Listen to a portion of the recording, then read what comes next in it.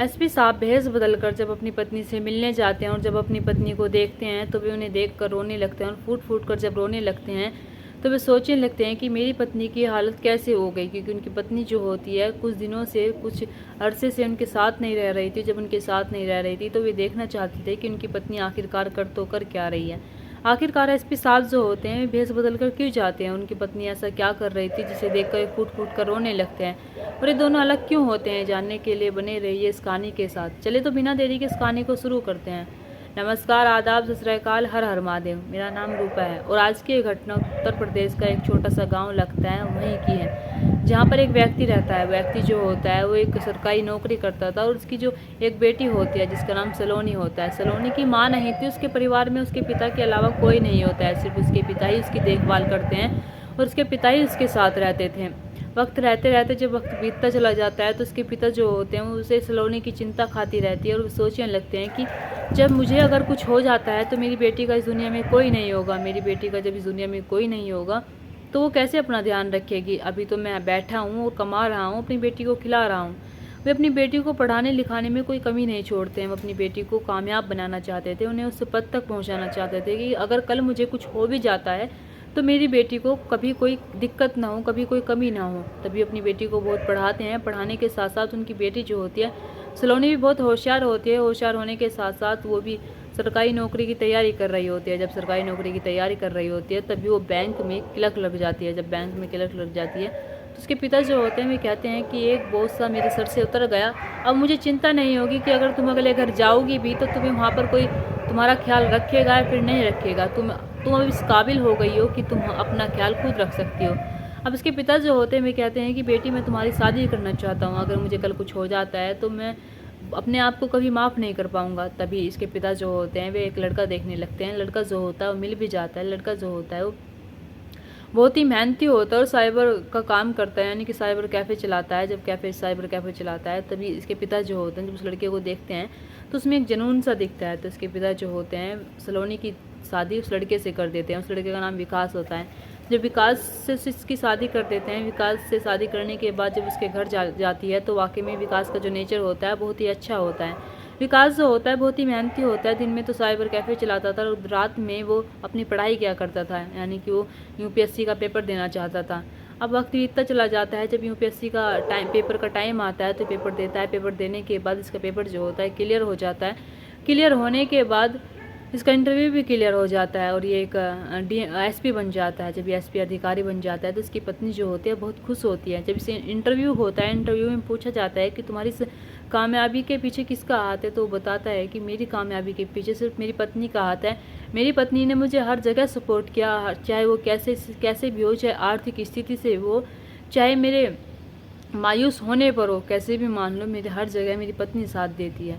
और वो अपने माँ बाप को भी कहता है अगर मेरे माँ बाप ना होते तो शायद मैं इस मुकाम को हासिल कभी कर ही ना पाता। वो इस श्रेय जो होता है इन तीनों को देता है। जब इंटरव्यू उसकी पत्नी देखती है, सलोनी देखती है, सलोनी जो होती है बहुत खुश हो जाती है और सोचने लगती है कि मेरा पति कितना अच्छा है, उसने सारा श्रेय मुझे दिया और अपने माँ बाप को भी दिया, यानी कि उसने मेरे लिए भी दो शब्द बोले इंटरव्यू में। जब उसके पति जो होते हैं इंटरव्यू देकर जब उसने इंटरव्यू ले रही थी, मीडिया वाले ले रही थी, तो जब वो घर आते हैं, घर आने के बाद उसकी पत्नी जो होती है सलोनी वो कहती है कि आप कितने अच्छे हैं। अब ऐसे ही दोनों जो होते हैं वक्त बीतता चला जाता है, ये दोनों जो होते हैं बड़े ही खुश रहते हैं। इसके माँ बाप जो होते हैं भी बड़े ही खुश रहते हैं। जब धीरे धीरे वक्त बीतता चला जाता है तब कहीं जाकर विकास जो होता है उसे लगने लगता है कि क्यों ना मेरी पत्नी जो जॉब कर रही है उसे अब वो जॉब नहीं करनी चाहिए। अब तो मैं कमाने लायक हो गया हूँ, अब तो मेरे पास इतना पैसा आ रहा है कि मैं उसे खुश रख सकूँ और मैं अपने माँ बाप को खुश रख सकूँ, मैं सबको खुश रख सकता हूँ। वो जॉब करने जाती है, जॉब करने के साथ साथ वो जब जॉब घर आती है, हारी थकी घर आती है तो उससे काम भी नहीं हो पाता है, घर का भी काम करती है, ये सारी चीज़ें करती है। तभी एसपी साहब जो होते हैं यानी कि विकास जो होता है वो एक दिन अपनी पत्नी से कह ही देता है कि क्यों ना तुम अपनी जॉब छोड़ दो, अब तो मैं कमाने लगा हूँ और तुम्हें खुश रख सकता हूँ, तुम मुझे वक्त दो। जब मेरे पास वक्त होता है तब तुम्हारे पास वक्त नहीं होता है, जब तुम्हारे पास वक्त होता है तो मेरे पास वक्त नहीं होता है। हम इस रिश्ते में टाइम नहीं दे पा रहे हैं। मैं चाहता हूँ कि इस रिश्ते में हमें टाइम मिले और हमें प्यार करने का मौका मिले। तभी वो कहता है कि क्यों ना तुम अपनी जॉब छोड़ दो और तुम घर पर ही रहो, मैं तुम्हारे साथ वक्त बिताना चाहता हूँ। जब मैं आता हूँ तो तुम दिखती नहीं हो और जब तुम दिखती नहीं हो तो आती हो फिर सो जाती हो काम करके, तो हमें टाइम नहीं मिल पाता प्यार करने का। तभी उसकी पत्नी जो होती है वो उसके बारे में सोचती है। सोचने के बाद अपने पिता से बात करती है। तो पिता जो होते हैं वे कहते हैं कि कोई बात नहीं बेटी, जैसा तुम्हारा पति चाहता है तुम ऐसा कर सकती हो। अगर तुम्हें लग रहा है कि तुम्हें वो खुश रखेगा, तुम्हें जॉब नहीं करनी चाहिए तो शायद तुम्हें नहीं करनी चाहिए। तभी ये जो सलोनी होती है वो अपने पति से कहती है कि ठीक है, मैं अपनी जॉब से रिज़ाइन कर दूँगी। तभी वो अपनी बैंक वाली जो क्लब की जॉब होती है उससे रिज़ाइन कर देते हैं। रिज़ाइन करने के बाद अब समय जो होता है बहुत अच्छे से बीतने लगता है, यानी कि विकास जो होता है वो ज़्यादा सलोनी से प्यार करने लगता है। दोनों जो होते हैं एक दूसरे के साथ बहुत खुश रहते हैं। इधर विकास के जो माँ बाप होते हैं वे बहुत खुश रहते हैं और सोचने लगते हैं कि हमारे बच्चों को किसी की नज़र ना लग जाए। अब जैसे धीरे धीरे समय बीतने लगता है, जब धीरे धीरे समय बीतने लगता है तभी जो सलोनी के जो क्लर्क के काम करती थी जिस बैंक में, उसके जो स्टाफ वाले व्यक्ति होते हैं उसके घर आया करते थे। घर पर आकर उससे पूछा करते थे कि तुमने क्यों जॉब छोड़ दी, तुम्हें जॉब नहीं छोड़नी चाहिए थी, तुम्हें जॉब करनी चाहिए थी, तुम सब कुछ हैंडल कर रही थी, फिर भी तुमने अपनी जॉब छोड़ दी, तुम्हें अपनी जॉब नहीं छोड़नी चाहिए थी। जब ये सारी चीज़ें विकास देखता है, एसपी साहब देखते हैं, जब ये घर पर आया करते थे किसी न किसी स्टाफ को अपने घर पर देखा करते थे तो उन्हें अच्छा नहीं लगा करता था। वे सोचते हैं कि मेरी पत्नी के जो स्टाफ का लोग होते हैं उनके साथ अवैध प्रेम प्रसंग चल रहा है, यानी कि वे सोचते हैं कि उनके साथ वो प्यार का खेल चला रही है। तभी एसपी साहब जो होते हैं अपनी पत्नी से कहते हैं कि तुम इन्हें घर क्यों आने देती हो। तो सलोनी जो होती है वो कहती है कि क्या कह रही हो तुम, ये मेरे जहाँ मैं काम करती थी वहाँ के स्टाफ के लोग हैं, मुझसे पूछने आ जाया करते हैं, मुझसे मिलने आ जाया करते हैं, तुम्हें क्या हुआ, आज तुम थोड़े से गुस्से में लग रही हो। तभी विकास जो होता है वो कहता है कि मुझे अच्छा नहीं लगता कि अगर ये मेरे घर पर आते हैं तुम इन्हें कह दो कि ये मेरे घर पर ना आए। सलोनी जब उसकी बात सुनती है तो सलोनी जो होते हैं वो कहती है कि तुम ये कैसी बातें कर रही हो, ये मेरे दोस्त हैं और मेरे घर पर आ सकते हैं और मुझसे मिलने भी आ सकते हैं। तभी ये जो विकास जो होता है उस पर हाथ उठा देता है। हाथ उठाने के बाद सलोनी जो होती है वो मन ही मन सोचने लगती है कि क्या वाकई में मैंने जॉब छोड़कर सही किया है फिर गलत किया है। अब सलोनी जो होती है कमरे में जाकर बैठ जाती है। कमरे में जाकर बैठ जाने के बाद वो अपने पिता को कॉल करते हैं। पिता से कहती है कि मेरे पति ने मुझ पर हाथ उठाया है और मेरे पति ने आज मुझ पर बिना वजह के हाथ उठाया है, मैं क्या करूं। तभी उसके पिता जो होते हैं वे कहते हैं कि बेटा हर घर में ऐसा चलता रहता है, छोटी मोटी नोक झोंक होती रहती है, तुम दिक्कत ना लो, सब कुछ सही हो जाएगा। लेकिन जब हर दिन वो स्टाफ वालों को ना भी नहीं करती है, कोई ना कोई से मिलने आया ही करता था। अब विकास जो होता है अब उसे और जलन हो लेने लगती है। जब जलन होने लगती है तभी वो अपनी पत्नी से लड़ाइयाँ क्या करता था, लड़ाइयाँ इस कदर करता था कि वो अपने माँ बाप की भी नहीं सुनता था। उसके माँ बाप जो होते हैं वे कहते हैं कि नहीं बेटा तुम गलत समझ रहे हो, सलोनी ऐसी नहीं है और वो हमारे सामने स्टाफ वाले लोगों से मिलती है और तुम ये कैसी बातें बता रहे हो, उसके चरित्र पर सवाल उठा रहे हो। अब तो हद इतनी हो गई थी कि विकास जो होता है यानी कि एसपी साहब जो होते हैं वे ड्रिंक करके यानी कि नशा करके घर आने लगे थे। घर आकर वो अपनी पत्नी से लड़ते, अपनी पत्नी के चरित्र पर हाथ उंगली उठाने लगे थे। अब जैसे सलोनी जो होती है उनसे हद से बाहर हो जाती है बातें। सलोनी जो होती है अपने पिता को फ़ोन करते और कहती है कि पिताजी अगर आप चाहते हैं कि मैं ज़िंदा रहूं तो आप मुझे यहाँ से ले जाइए, वरना आप मेरा मरा मुँह देखेंगे। उसके पिता जब ये बात सुनते हैं तो पिता जो होते हैं वे घर आते हैं। घर आने के बाद उससे कहते हैं कि बेटी क्या हुआ।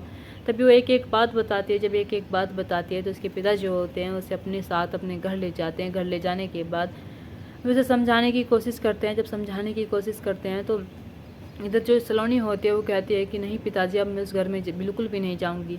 इधर विकास जो होता है वो भी सोचने लगता है कि शायद उसका किसी और के साथ चक्कर चल रहा है और वो अब उसके साथ शादी कर लेगी। अब ऐसे ही दोनों जो होते हैं इनके बीच में मनमुटाव हो जाता है। मनमुटाव इस कदर हो जाता है कि दोनों जो होते हैं एक दूसरे से डिवोर्स लेने के लिए कोर्ट तक पहुंच जाते हैं। जब कोर्ट तक पहुंच जाते हैं तो कोर्ट में ये डिवोर्स ले लेते हैं।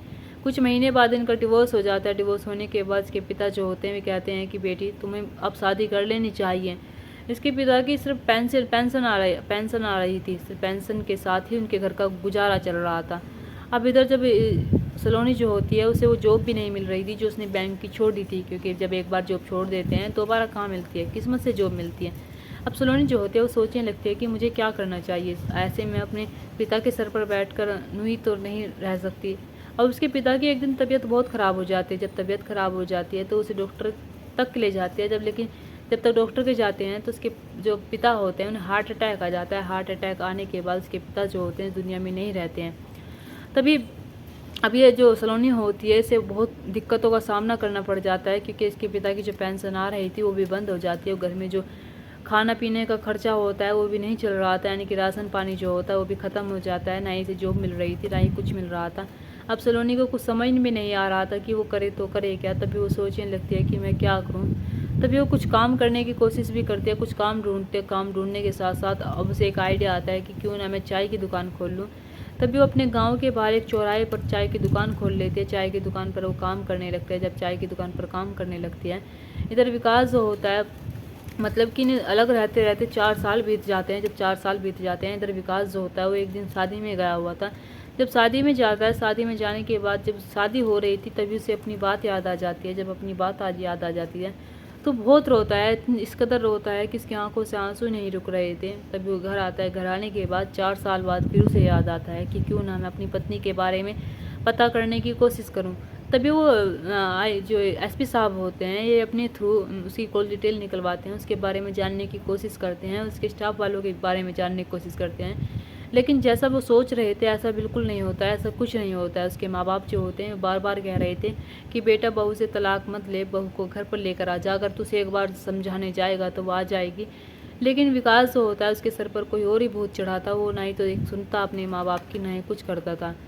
अब एसपी साहब जो होते हैं वे सोचने लगते हैं कि क्यों ना मुझे एक बार उससे मिलना चाहिए, मैं उससे एक बार मिलना चाहता हूँ।